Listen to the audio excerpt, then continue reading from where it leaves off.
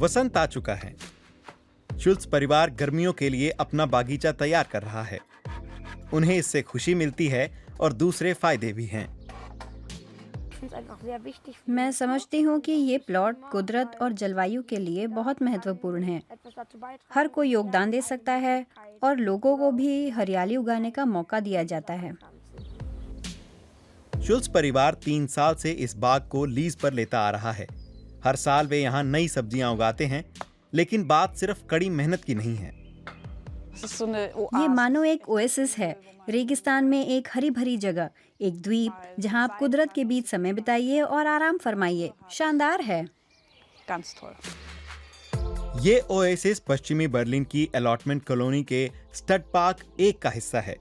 ज्यादा समय नहीं हुआ जब स्कूल के विस्तार की योजना की जद में 120 में से 19 प्लॉट आ गए थे। मारियाने रोन्सहाइमर के पास यहाँ करीब 30 साल से एक बागीचा है। उनके बच्चे और अब नाती पोते इसी हरियाली के बीच पले बड़े हैं। ये बागीचे शहरी जिंदगी के लिए बोनस की तरह हैं। वे मनोरंजन के स्थल हैं और बर्लिन वासियों को रोशनी, ताज़ा हवा, व्यायाम के मौके और कुदरत को महसूस करने और मेलजोल बढ़ाने का अवसर देते हैं।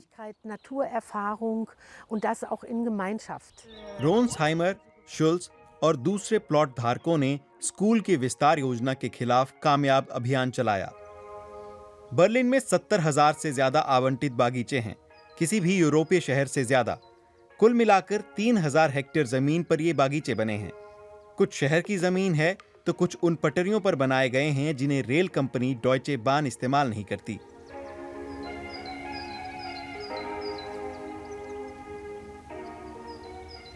गर्ट शोपा बर्लिन आवंटन संगठन के प्रमुख हैं। वो शहर भर के प्लॉट धारकों का प्रतिनिधित्व करते हैं। आवंटित बागीचों की बड़ी भारी मांग है, फिर भी प्लॉटों पर खतरा बढ़ता जा रहा है। शहर को नए उपमार्गों के लिए पटरियां चाहिए। नई ट्रामों के लिए, उपनगरीय रेल नेटवर्क के लिए उसे और अतिरिक्त पटरियों की ज़रूरत हो सकती है। स्कूलों और किंडरगार्टनों के लिए जगह चाहिए। बर्लिन में और आवासों की ज़रूरत है। ये तमाम ज़रूरतें उपलब्ध जगह को कम कर रही हैं। हम लोग कई साल से दबाव महसूस करते आ रहे हैं। ये आगे और बढ़ेगा।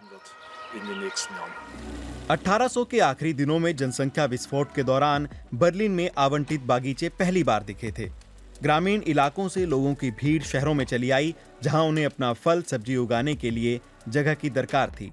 दोनों विश्व युद्धों के दौरान बागीचे बर्लिन वासियों की जीवन रेखा हुआ करते थे। शीत युद्ध के दौरान बागीचे पूर्वी जर्मनी में बर्लिन की दीवार के किनारे किनारे उगते चले गए।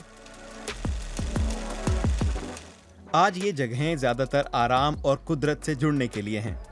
बागीचों के आकार और इस्तेमाल को लेकर नियम कायदे हैं। शहर समेत पर्यावरण के लिए भी ये बहुत जरूरी हैं। वैज्ञानिक फ्रिट्ज राइसविक को अर्बन ग्रीनरी में विशेषज्ञता हासिल है। वो अक्सर बर्लिन का दौरा करते हैं।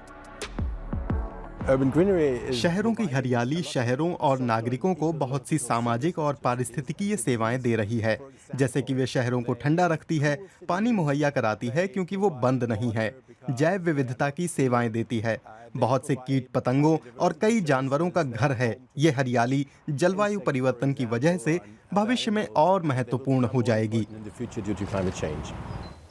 बर्लिन में तापमान बढ़ने लगा है। सालाना बरसात की मात्रा भी कम हुई है। बागीचे अर्बन ग्रीनरी बढ़ाते हैं और जलवायु परिवर्तन की चुनौतियों से निपटने में मददगार हो सकते हैं। अगर आपके पास बागीचा है जहां आपने लॉन बनाया है, जिसमें बहुत सारे पौधे नहीं हैं और आप बहुत ज्यादा कीटनाशक इस्तेमाल करते हैं, तो वैसी हरियाली का मूल्य बहुत बहुत कम होगा। आपको जरूरत है चौड़े खुले बागीचों की, ज्यादा विविधता वाले। बर्लिन में बागवानी पारंपरिक आवंटनों से आगे बढ़ चुकी है। शहर के मध्य में टेम्पलहोफ एयरफील्ड की बेकार पड़ी जमीन पर ऑलमेंडे कॉन्टोर नाम का सामुदायिक बागीचा है। 2011 के इस प्रोजेक्ट में टिकाऊ जैविक बागवानी पर जोर दिया जाता है। ये बच्चे यहाँ आलूओं को पानी देने आए हैं। 250 से ज्यादा क्यारियां निकाली गई हैं। और 500 माली काम करते हैं। स्वयंसेवी संगठित हैं, 4 लोग यहाँ काम करते हैं। और नियमित रूप से मिलते हैं इस बागीचे के अलग अलग हिस्सों की देखभाल के लिए।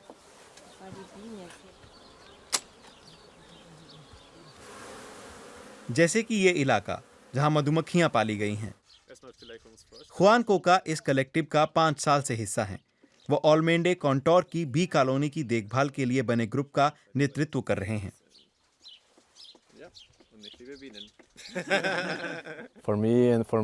मैं और इस ग्रुप से जुड़े तमाम लोग ये महसूस करते हैं कि ये जानना बहुत जरूरी है कि मिट्टी में काम करना कितना मुश्किल है। कुदरत और इंसानों के बीच जुड़ाव को भी समझना बहुत जरूरी है। प्रोजेक्ट में मेरे लिए सबसे अहम बात इस बारे में जागरूक होने की है कि हम लोग कुदरत से कैसे जुड़ें।